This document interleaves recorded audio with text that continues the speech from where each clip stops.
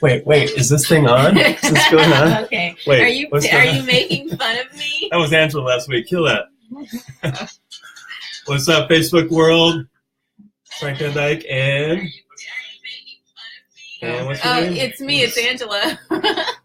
Together we are Frangela. Angela's a little off her game today, so I guess I'm going to lead this thing. Yes, you have to lead it. It's the babies. The babies are making me crazy. Always. The babies are making me crazy. All right, what do you want to talk about today, then? We're going to talk about the babies. First, we have to say thank you guys to interacting with us last week. It was a lot of fun. We just thought we would do that for fun, and we had a lot of interaction. And it was so much fun talking to everybody and seeing all of you tune in and chime in. That was cool. So last week we talked about how we got together, how we became a couple. And this week we're going to talk about how we got a house full of babies. Yep. All right. So as usual, Angela has a version, and I'm going to tell you guys the truth about things. So yes, storks delivered them to our house. No kidding. Storks, aliens, something. So last week we talked about Angela's master plan on how she kind of reeled me in. Yeah. Talked about going on the hike with 12 of her friends that none of them showed up, stalking me in the bathroom, that sort of thing. So forgive me if I think this baby thing was a whole master plan. Hello to my friend Michelle. Get off me, little dogs. Sorry, our dogs are going crazy. It's crazy. Our house is always nuts. I know, right? All right. So I have this friend, Michelle Lynn, Portland, Oregon. Michelle and Mike, awesome. Love you guys. And they had a great relationship. And Mike had older kids, and he was pretty much through the end of the rainbow with the kids. Through the end of the tunnel, yes. And Michelle really, she didn't have kids. She was a little bit younger and really wanted to have kids. And so Mike gave in and said they could have one kid. No, that's not fun. Mike has awesome kids, so one kid should have been more than enough. However, somehow Michelle figured out to have 2 kids, twins. Michelle, if you're listening, I know that was a master plan. We love you. But I know that you dialed that in. You should write a book, make a lot of money on that. So I've always been cautious knowing that story and knowing how Angela kind of, I don't know if manipulation is the right word on this whole relationship, how it worked. I'm glad it worked out that way, but I would have manipulated you into buying me a small island, not getting 3 kids. Babe, I'm sure that's on your list. Okay. That's on it. Yeah. So how did they come about? Okay. Do you want? Well, first, okay, let me tell you the little backstory. Okay. So single for a while. We forgot to mention on the last video, we started dating seriously in July. And 2015. Right. So it's a couple of years now. And I really, was single for a while, not just focused on business, my kids, everything. I got a 13 and 15-year-old. So pretty soon, light at the end of the tunnel is finally not a train. My kids are awesome. Jaden's in state this weekend for cross country as a sophomore. Way to go, JD. Woo-hoo! And so when I was screening potential candidates for the dating world, I was really making sure that maybe there were no babies involved. Okay. Right? So I asked Angela, like, all right, tell me the story. What do you got going on? She's like, well, I got a 21-year-old and she left out of the house since 18's, got her shit together, usually has a job, maybe 2 jobs, dating this guy down in San Diego. And I'm like, okay, so she's back every week and they're fighting. Nope, hasn't been back since she left, doesn't bug me for money, everything's good, did a little stint in the military. I'm like, cool. What else you got? She goes, well, I got a 16-year-old, but she's getting ready to go live with her dad and take the little dog. I'm like, not this nice. dog. I know. Had a pony. Of course, not Ryder. Ryder used to be her main focus in life until the babies, and now Ryder is one step on the totem pole above me, which is way down the list. Ryder. That's not true. Ryder. Not a lot of love going me and Ryder's way, huh, buddy? Anyway, so then I'm like, all right, what else you got? So we talked about the 16-year-old, and then I said, how many more kids do you want? She's like, well, I thought that maybe I'd want another baby, but my sister lived with me for a little bit, and she had a baby, And I'm like, hell no, I'm too old for this crap. So I'm like, so no more babies? She's like, nope. I'm like, cool. I'm Frank. How you doing? So we started our little journey together. We have stuff on the floor. I don't know what that is. I'm hiding it. Little dogs. Jeez. Sorry, guys. If you want professionalism, this is not the video to watch. So then we went from, being soon to be empty nesters to the madness. The madness. Start of it. Okay, so we moved in together, which was really awesome because my 17-year-old was in her senior year and going through senioritis and trying to kill me, I'm sure. Just like she's mentally out to get me. You know how girl teenagers get after a certain age, they try to outsmart you. And I was like, you know what, little girl? Hey, Faith, we've been together for a long time. I think it's time for your dad to take over. And so her and her dad decided to live together because he moved into the area. So I'm right down the street, not too far away. Here if she needs me. Everything is good to go. I'm thinking, honestly, the relationship's still pretty new. We were digging each other a lot, but if it didn't work out, it's right back. Oh, you had planned to get rid of me? Well, I wasn't planning on getting rid of you, but we always got to have an exit strategy, we thought, right? Yes. Yeah. I still have one. Sure you do. But anyway. We'll get to the version of Angela plus 8. Angela plus 8. Make sure you talk about that because we should have had a reality show through this. We really should have. Because it's been crazy. It's been no matter what Frank said, it's been like surprise after surprise after surprise and just craziness. But anyway, so the summer that we started dating, like late summer, I found out that my 21-year-old was pregnant. And I love the kid dearly. And when she moved out at 18, she literally had 2 jobs. She was in the Army Reserve. She had a little apartment in Oceanside with one of her girlfriends. They were sharing. And I thought she was doing really well. She was doing really, really good. And I'm like, this kid, she didn't want to go to college. I was upset about that, but she's got it together. And she was my baby. Like she was my first child. So I feel like I over sheltered her. I was parenting. I was a young mom and she was my baby. So she always got babied. So when she moved out, I was like, oh, I don't know if she's ready, but she proved me wrong. Then she said, oh, Mom, I'm pregnant. I'm like, holy crap, I know she's not ready for this. And, I'm like, okay, well, she proved me wrong with moving out. Then, she'll probably prove me wrong again. So I remember going to the gender reveal and it was at this place that do the 3D images. So we're all in the room. And I think, before that, she told me she was having twins. And when she told me she was having twins, I literally started praying because I was scared for her. Because I'm like, okay, one baby is sketchy. Now she's going to have 2. And I just kept having visions of her calling me saying, Mom, I left one of the kids somewhere in the parking lot. I thought they were in the car, or I left one in the bathroom and I don't remember where I put it. Because I love her, but she's just, she's my daughter. And so I was really afraid of her having twins. I really was. And then we went to the gender reveal and baby A was a girl and baby B was a girl. And we were all super excited. And I'm like, okay, she's going to be okay. And so she was due in December. So this was late summer that I found out that she was pregnant. And then after Frank and I, at some point when we're moving in and things, my ex came to me and with a strange look on his face of concern. And he just stared at me and he's like, are you okay? I'm all like, why would I not be okay? What's up? And he's like, we need to talk about some things. And I'm like, okay, what do we need to talk about? So then he let me know that my 17-year-old senior in high school was pregnant. Actually, he didn't even say the words. He just looked really concerned. And I knew, like all of a sudden, I just knew. I don't know how I knew, but I knew. When he said, we have to talk about some things, I knew what it was. And I said, is she pregnant? And he said, yeah. And I didn't get mad. I didn't get anything. I just didn't feel anything.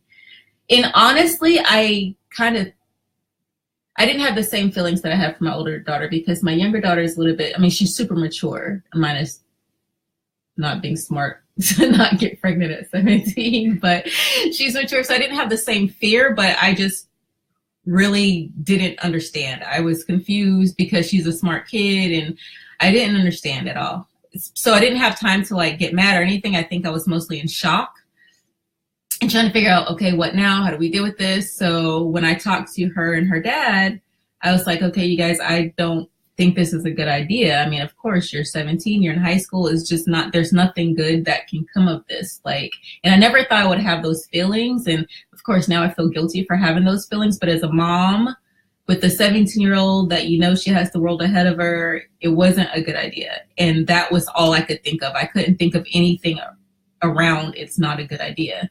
And so, of course, she and her dad had already, and her boyfriend had already talked all this out before I even knew about it. So they already had a plan, I guess, before they presented it to me. And I didn't agree with their plan. They were like, okay, she can do this. It's her decision. I'm thinking, things always fall back on me. So why are we letting a 17-year-old make a decision? It was really hard. Like, me thinking about it now, it was super hard, a super hard thing to deal with when you find out that your teenager is pregnant. It's not easy at all. It was really emotional for me. And again, I never got mad. I was just shocked and just adamant about the fact that this can't happen. Like, you can't do this. It's not okay. But they decided that without me, that she was going to have the baby. So I said, okay, well, I'm down the street if you need me, because I don't know how to handle this. And if you guys are leaving me out of the decision, then I just have to say, call me, you know, I'm there, I'm down the street. And it was open door policy. She'd come over, eat, hang out, go home. We go over there, I go over there. So it wasn't like I closed the door to her. I just needed them to make their decisions that they were making, because I didn't want to damage our relationship as mother and daughter. And I didn't want to let her think that I'm there in the same capacity, because she had to understand if she was making this decision, she had to be able to take the responsibility. So this is the beginning of the school year. Was that last year or the year before? 2016? No, when was I born? It's all blur. This was life pre-babies. 2015. 2015. She went back to school. 2015. She graduated 2016. Okay. So that's what was happening. Frank and I were just moving in. I just found out a couple months prior that my 21-year-old was having twins, and now my 17-year-old is pregnant. And I'm like, okay, Calgon, take me away somewhere over the rainbow. Dorothy, I need some red heels to click. Like, I got to get out of here. This is crazy. My life is about to go nuts. But at the same time, I thought everything was under control. I was confident that my 20-year-old could handle things. My 17-year-old, she's really mature. So I figured, you know, she'll figure it out. So around Thanksgiving time was when the surprises started happening. Plus, we got grandpa that's really excited about being a grandpa, and he's going to be there supporting. Well, yeah, that's my ex. My ex is just like, I got this, you know, don't worry, we got this, we've discussed it, everything is good to go. So around Thanksgiving time, that man that we're talking about, my ex, who's my really best friend, like, I love him to death, but sometimes, like, I don't understand him sometimes. But he was the one saying, hey, you know, we're letting her make the decision. I'm there for her, whatever she needs. Like, you just be a good grandmother, and we got this. So around November, this is September, we had this conversation. So October, November, he decides he's in love with some chick, and I call her a chick because she's not even in the picture anymore. Some chick across the country in Maryland. We're in California, mind you. And he's going to be there and let the 17-year-old make her own decisions. And he's got this, and I don't have to worry about anything. And, you know, I just have to be a good grandma, and he's going to make sure everything is good. He leaves the state of California. He goes cross country to freaking Maryland. It's like the other side of the country. Like, you can't get any further. Like, he went all the way. And so I'm like, oh, I thought you were going to be here. Like, what the heck is going on? So, of course, me and Frank had to have the discussion that, okay, well, my 17-year-old pregnant child is living in with us. Welcome to grandpahood. Mm-hmm. I know you didn't sign up for this, but neither did I. So that all sounded like part of this master plan I talked about earlier. Yes, because I planned for my 17-year-old to have a kid. But anyway, so this is such a long story. I got to figure out how to make it short. This is the whole therapy thing that we needed. Sometimes you have to say things out loud, you know? So what ended up happening is my 17-year-old moved in with us, and this was right before Thanksgiving time. And then in December, my 21-year-old had the twins, and they came out of the hospital like a week apart because they were only like 3 and 4 pounds. So they had to stay for observation. They were in NICU for a while. So the first one came out and she was okay. And then when the second one came out of the hospital, the first thing that alarmed me is she gave me a call and she's like, they want me to pick up the baby early. I'm all, oh, that's cool. But she didn't sound like it was cool. She really wasn't prepared. It scared me that her first instinct should have been like, oh my gosh, I'm going to get to pick up the baby. But it was like, but mom, I'm not ready. I'm not ready. And I'm thinking, how can you not be ready? Like, you knew you were having twins for all these months. And, so it really alarmed me that she was so concerned that she had to pick up the baby. So I wanted to see her right away, of course. So she picked up the baby. We had dinner a few days later at her boyfriend's mom's house. And I saw her, and she's breastfeeding, and she had one twin in this arm and one in this one, and she had them both breastfeeding. I'm like, this kid's going to be okay, because I don't know if I could do that. My kids are 5 years apart. Like, my 20-year-old wasn't, or she's 23 now, but she wasn't planned per se. But my 17-year-old was definitely planned. Like, it was a discussion. It was talked about, like, it's like 5 years later. Like, that's what I could do. I couldn't manage having kids closer together, and I couldn't manage having more than two. I've always wanted 4 kids, but after 2, I'm like, this is it. There's no way I could do more. And they had a great life because they're 5 years apart and there's only 2 of them. And that's why, I feel like I did some really good mommying because I was able to handle that. But here she was, my baby with 2 babies breastfeeding. And I'm like, okay, she's going to be all right. She's going to be good. I don't have to worry about her. About 2 weeks later, this is where the story changes and life goes crazy. Oh, I laugh not to cry. About 2 weeks later, they ended up with us. And when I say us, I mean me and Frank. Grandpa Frankie B. Yeah, so it didn't work out for her the way that she wanted it to. And I think things are just different these days. I think that it's important to have family around when you have a kid. Like, when I had them, I was with family. When I was pregnant, like, with my oldest daughter, my husband was in the Marine Corps. He was always deployed. I went to stay with my grandma while he was deployed. All my cousins, my aunts, like, everybody was around. Like, there was no reason that I needed anything. Like, I didn't get to do anything. I had to get permission to go walk because my grandmother didn't want me to hurt myself or the baby. So the emotional support that I had was phenomenal, like, both pregnancies. And so with younger people, I think that they're so adamant, especially when they're young, to be out on their own and do it on their own, that they don't understand that when you're offering help, it's because you know that they need it because you had help. Like, it doesn't mean that you're less of a grown-up by accepting help. I'm about to turn 40 again, and I still call my mom for everything, like, everything. So I just wish that younger people would understand that it's okay to accept help. You can't do everything on your own. So emotionally, I know it was hard for her, and physically, and then there's the whole postpartum depression thing that I know we don't have a complete answer on, but we know it exists, and there's no real way to treat it because everyone's so different. Hospitals are always quick to medicate, which I think makes things worse. And it just didn't work out for her. So we ended up with the babies. They were only 3 weeks old. They were literally 4 pounds. And it was supposed to be temporary. Like, in my mind, Frank was, from the beginning, he said, no, this is our new life. And I kept fighting him. I'm like, no, she just needs some time. Everything's going to be okay. Like, things are going to come around. She did have to take some parenting classes and things like that. But she just wasn't motivated to do what she needed to do to be able to take them back with her. And so 3 weeks turned into 6 weeks, which turned into 6 months. And I think at the 6-month mark, I finally agree with Frank that this is our new lives and we now have babies. But prior to that, so this is December that we got them. And then April, my 17-year-old, who's now living with us, is due. And honestly, when I got the twins, I honestly don't know what I would have done without my 17-year-old. Like, this kid just became mommy. And maybe that's why she's such a good mommy with Aubrey, is because she got a lot of practice. Because I literally, like, I don't know how to do this. My life, what am I supposed to feed them? Like, I was confused. I forgot everything. My baby was 17 years old. I didn't know what to do with small children. I never had children that small. In 17 years, I hadn't had children that small, and I hadn't planned on ever having any more. So,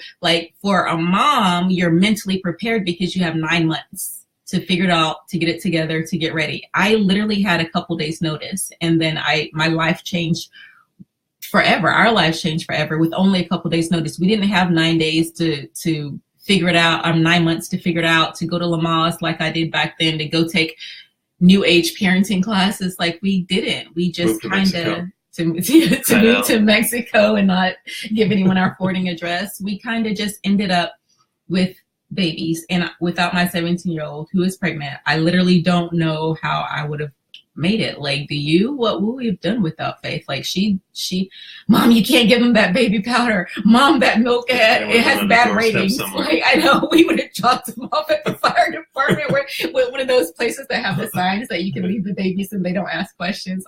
Yeah. I'm not kidding. Yeah. but no, like she was such a huge help to me. But the whole time I'm still trying to make sure that I'm supporting her, because now she's about to have a kid. And, you know, so yeah. So then in April that year, so the twins, December, in April, my 17-year-old had her baby. And that's how we got 3 babies in our home. It has been such an emotional ride. Like in the beginning, it was fun and cute, but scary because we thought it was temporary. And then as time progressed, I got kind of frantic because I really knew that my daughter, my 23-year-old, and her boyfriend were missing out on really cool, important stuff. And I wanted them to understand that the babies needed them, first of all, and that this was not my job, second of all, and that they were missing cool stuff. Like they needed to be there. Like the babies are developing, and right now they don't know who I am, or they don't care. I'm just the lady who takes care of them. Frank is the man who takes care of them, but they're starting to understand things, and you guys need to be here because you don't want them to mistake us for their parents. Like we can make all of this go away and no one has to know about it. And when they grow up, you know, maybe we'll tell them, oh yeah, you guys stay with us for the first 6 weeks of your life. But they were becoming aware of things. They were becoming aware of me and Frank. And I just wanted them to hurry up and get themselves together and kind of be a part of it. But they just didn't seem really, really interested, which was hurtful to me, really hurtful, because I can't imagine not knowing my babies. Like I can't imagine. Like I was in the military when Hope was 3, and then Faith was, not born yet. And I had to go away and do things, and I had my mom help with Hope, and you know, and I hated it, but I did everything to try to feel like I was there when I wasn't there. I can't imagine missing anything. I can't. Like I remember Faith turned 1 before I went to some school that I went to, Intel school. And I had a big one-year-old birthday party for her because I didn't want to miss that. So she had got her birthday party like 2 months before she turned 1 because I wanted to be there to do that. So I can't imagine not being there. And I knew that not even for selfish reasons, but for my kid, for my daughter and her boyfriend, that they were going to regret missing all this stuff. But, you know, they just, I don't know. I don't really have an answer.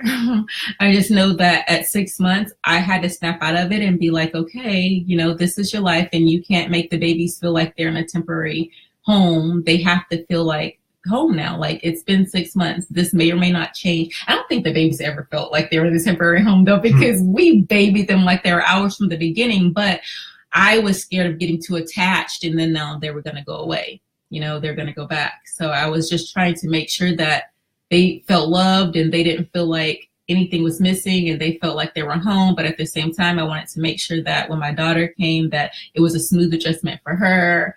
And yeah, about 6 months, I just figured this is not going to happen the way that I'm thinking it's going to happen. And me and Frank are now transitioning from grandma and grandpa to mommy and daddy. I laughed. Started at D-Day. I was really trying to not get attached. And honestly, this may sound callous, but I love little kids. Babies, not so much. Oh, he doesn't show. Look where they all are.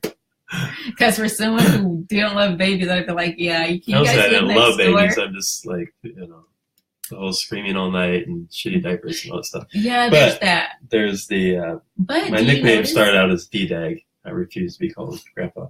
Angela was giving herself all these cute little names like Cookie. I didn't give myself Cookie. You said Cookie and Yum Yum. Stripper names? Yum he Yum. said Yum Yum is what I should let the babies call me. All right, say the thing though. No. It's cute. I was testing out these baby names, and he said Yum Yum should be your grandma name. So I'm like, Yum Yum, can I have a cookie? I was like, oh, that's cute. That's but cute. no, it sounds like a grandma stripper, and I'm not a grandma stripper. I hear someone knocking on our door. So yeah. So was D-Dag, dude dating a grandma. Weird, Yeah. I know. Like the babies are supposed legit. to be able to, like babies are supposed to be able to say D-Dag. Yeah. Speaking of babies, Aubrey's here. The other two are at school, but Aubrey, come in. Come on. See our lives. We don't even get to go live without little people. Hey, mamas. How are you? You want to come up here? Yay. This is baby Aubrey. This is baby number 3. Say hi. You got to take this out. Say hi, everybody. Hi. Hi. This is Aubrey. This is baby number 3. Our third joy. What's that? TV? What is that? All right, so that's kind of our story.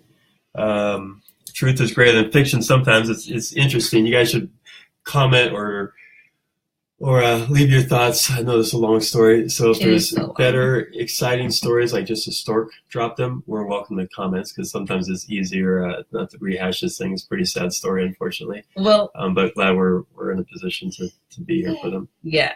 One of the funny stories is that, for me, another scary thing was I just, like, in the last couple of years, I made some really, really good connections with some awesome women in this area. And I have some really good friends, and all of us in the same age group. So no one has little kids, like no one has kids this little. And so I was kind of scared that I was going to lose out on some of my really good friends, because we did cool things together, like all the time, without having to think about it. Now, all of a sudden I had to say, oh, I don't have a babysitter. I can't do this. I can't do that. And that was scary too, just for the selfish part that, I mean, what about my friends? Like, I don't have friends with babies this age, but my friends have been so freaking supportive. It's been amazing. Like, Tanya Garcia, she's across the street from us, and I promise, whenever I felt like I was having a breakdown, that chick was here, like flip-flops on, hair in a bun, grabbing a kid. Like, she was like never ceased to be here when I needed her. Oh my gosh. And then my friend Jenna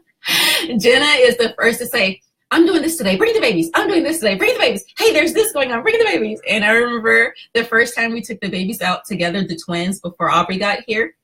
We went to the Taste of Temecula, and she was like, bring the baby. So I got them all dressed. I was an hour late because I was still trying to get used to getting out of the house with twins. But she was there waiting for me, her and her daughter Ava, when I got there. And people, because all of the babies are multiracial, in case you guys haven't noticed. This one is Polish. And so the kids are all multiracial. So, they have very different ethnic features. And so people don't really know. They assume they were me and Frank's, of course, because of the way they look. But me and Jenna are out. People always look at Jenna. They look at me. They're not sure who to congratulate. So they guess they belong to us, I guess. So they start congratulating me and Jenna. They're like, oh, congratulations to you guys. It's like Modern Family. So we just laughed off like, oh, thank you. Yeah. And I think sometimes Jenna forget. I remember someone was asking us the other day if I always dress them alike. And she's like, no, we don't always dress them alike. So I think maybe we should just move them to Bob and Jenna's, because Jenna thinks that they're hers too. So yeah, so that's one of Bob did say he wanted to live with us. Or we can live. Their house is a lot bigger. Or maybe he said he wanted to go live with us. Oh yeah. Oh, you Bob. misinterpreted it for live with us with the babies. I was like, oh shoot, we gotta move. Hurry, Jenna, pack it up. I know, they're coming. But yeah, that's like one of the funny stories. People think that they belong to me and Jenna, and then of course people think they're me and Frank's. But we've had some really awesome friends who are just there, so I have to thank them. And then Chevelle, she nannies for us, like whenever we need her, and like whenever we go out of town. Yeah. Which a lot of people say, oh gosh, you guys are amazing. You got to travel so much. We traveled because we had to. Not that we can necessarily afford it. My credit card is still feeling that. Your credit card needs its own life. It's like, dude, we got to get out of here. Like about every 3 weeks we made that decision. Yeah, we had to the first year. This year we slowed down on our travel, but last year, this time last year, we were in the Dominican Republic on this day last year. But we had to, and we could not have done that without Chevelle. Like, she is the one person that we trust that she's here when we need her. We can go away for 5 days, for a week, and she's here. Like, she's just amazing. And the baby, when she walked through the door, the baby's like, yay! Like, even when they were little, since they could make noise, they got excited when she walked through the door. And oh my gosh, I don't know what we would have done without her this whole time. She's been amazing. We have amazing friends who understands our struggle, who allow me to cry whenever I need to, because even though it's a blessing, it's been tough. It's not, see, look, it's been super tough. And sometimes it's a real struggle. Like, so Aubrey is officially out. She's officially just visiting. She's moved out, but she's here visiting right now. So, but I'm glad, because I missed her while she was gone. But the twins, we have them full time, and we're actually in the process of adopting right now, which is interesting. So we're adopting the twins, so they're officially going to be ours. But I say that laughingly, but I seriously love them. I don't know. I know how my life would be different if they weren't here, but I'm glad they're here. They're amazing babies, and I'm glad that we can do it, because I know I've met grandmas going through this adoption process. I've met grandmas who can't do it, and I feel so bad for them, because you can see the pain in their heart that they want to do it, but they're older, or I met this one who, she said, I raised my kid. I gave her everything. I did everything for her. She was in sports. She was in this. She was an academic scholar. I always told her to keep her eye on the ball. And then she started seeing this guy who wasn't good for her. That's always the beginning of the story. And she had a kid, and I knew things were not going to be good. And I kept telling her, keep her eye on the ball. Now the ball is her kid, and she dropped the ball. And so now her daughter, that child is in foster care. And she was telling me how she goes to see it on a weekly basis in foster care because she can't do it. And it hurt my heart, because as a grandma, I know that she wants to have her child with her, but she just can't do it. So I feel blessed that we can do it. And I thank the Lord for Frank, because I don't know how I would have done it without him. Like, seriously, babe, I don't know how I would have done it without you. Like, I don't know. I would be a mental case right now if it weren't for you. I always remind you, good thing you're cute. I love you. So yeah, so that's the story. I'm gonna see really quick while you talk if anyone says anything. So Paul, oh geez, yeah. So it's kind of like 30 minutes. Apologize. Thanks for sticking it out. It's again, it is a story. Bob Bryant said this is a Lifetime movie in the making. It is. So true. Monte Jones says, I feel you. We were in our late 40s when our grandkids 3, ages 9, 7, and 6 moved in with us. Oh yeah, it's tough. It's tough. Yeah. It's tough seeing your kids go through stuff. Like, it's tough knowing what kind of parent you were. And like, I feel like I have the bragging rights to say that I was a good parent. My kids never wanted for anything. I did a great job with them, and they went to the best schools. I paid for private schools. Faith went to a middle school that I had an interview to get into. And like, I gave them everything that I felt like was healthy for them to have. And I did a lot of it by myself. I mean, thank goodness both their dads, both of my ex-husbands were involved, but from a distance, and so I feel like I did good. So it's confusing when you know that what you produced, and then they give back to you something different. You're like, what? Like, tell those aliens to bring my real child back. You're not her. But you just hope and pray that they come out okay. And there was a lot of crying over that. I cried last night because I wanted to take a shower and I wanted to see Will and Grace, and I had to make a decision. Like, I couldn't do both. I couldn't make dinner, take a shower, watch Will and Grace on time. And it was the first episode of the new show, and I had to I wanted to make this new recipe for you, and it was stressful. Like, simple things like making dinner and watching TV, I stress out. I have to pick and choose what TV I watch. I really don't get to watch TV unless it's late at night and I watch like the House Hookers of whatever county, whatever county's on. I watch like the whole season because I don't get to watch it, So it's really stressful. Like, literally, I want to cry. Like, last night I did not cry for real, but I literally wanted to, having to make it. And then I decided, okay, I can put them down, give them some little chips, lock them into their seats so they can't get out, turn on Dora the Explorer, run really fast to take a shower. I didn't get a chance to squeegee the shower because I didn't have time.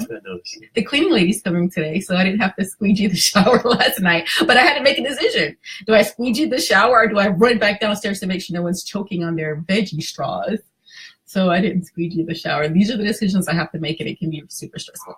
And for your parents going out there, I know there's stuff going on in everybody's lives. I always say if we all took our problems and wrote them down on paper and threw them in a pile, at the end of the day, we'd probably be digging in that pile to get our own problem back. But, Angela's beating herself up because she's been an amazing mom and an amazing grandma. And, I think as parents, it's our job to teach our kids to love God and teach them right from wrong, and that there's consequences to their actions. And then they're going to make those choices, whether it's at 13 or at 21 or what have you. So we can't always take the credit or bear the burden for our children's actions, and we got to understand that we've done the best we can. And I was watching or listening to a podcast a little bit ago, and it's about twins, and it'd be interesting for you guys that are twins or have twins in your family to comment, because that's been the other cool thing, is just finding out how many people have twins. There's a lot of twins in Southwest Riverside. Yeah. Like, was there something in the water? I think that Michelle Lynn book made it out. But so, this podcast was talking about this family that had twin boys, and the dad was a dirtbag, alcoholic. He would beat on his wife, beat on the kids, cheat on the wife, everything, in and out of jail. And then it followed the life of these two boys. And at some point when they were, I don't know, maybe 30 or something, they did an interview, and the one guy is in prison, married, couple kids, looks like he chose his father's path, and just not a good guy. And then the other guy is business owner, active in his church, got a wife and a couple kids, and everybody loves him. An interviewer on the same day interviewed both of them, and basically they said this to almost to the word the same thing. It's like, hey, why do you think you turned out the way that you did? And they both said, how could I not look at my father?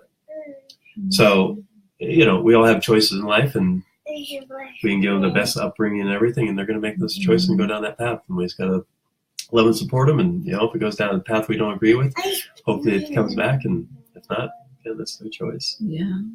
Aggie, my friend Aggie, made the same comment. I was having an emotional breakdown the other day, and I know when people see me, I'm always like happy, because I'm a happy person and I love the babies to death, but it's really overwhelming, like I said, especially when you weren't mentally prepared for it. But she made a comment kind of like what you just made when I said we were talking about, how this happened, and she was just like, we all raise our kids the best that we can. And she says that sometimes when you're looking at other people's life, you're like, oh, wow, they got it together. Their kids got it together. But she's like, sometimes, you'd be surprised at how many people would be willing to trade your problems for theirs. And so that just made me totally feel like, okay, you're right. This is a sweet problem to have. It may not be a good problem to have, but at least it's a sweet problem to have. So, all right, guys, this went way longer than we thought, but it's good therapy. Yes. So we appreciate you guys hanging in there and commenting, and that's our story. That's our story. And I got to get out there and make that milk money. You do. And I have to say one last thing to Angelica, too, because I didn't call her out, but Angelica Diaz was amazing. When she found out I was getting the baby, she was so freaking helpful and sweet, too.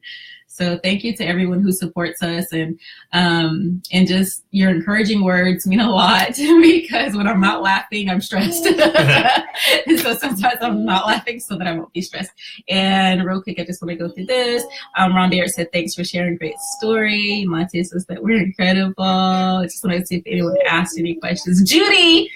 Judy, I love Judy. She's so amazing and so supportive with everything that I do.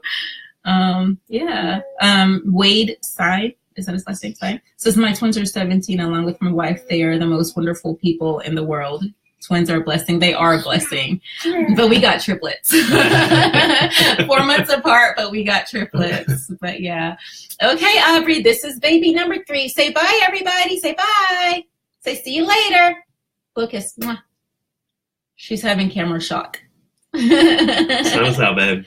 Okay. Thank you guys for watching, and we'll talk to you soon.